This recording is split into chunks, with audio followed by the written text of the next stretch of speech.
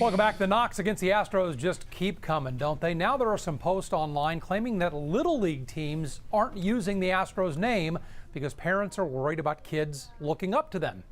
That seems pretty harsh. Little Leaguers have a long tradition of using Major League team names and colors on their uniforms, right? Let's verify this. Are Little League teams not using the Astros name because of the sign stealing scandal?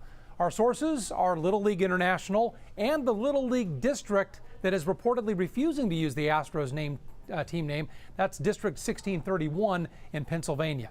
And we can verify, yes, a Little League district administrator in Pennsylvania is recommending all leagues refrain from using the Astros name.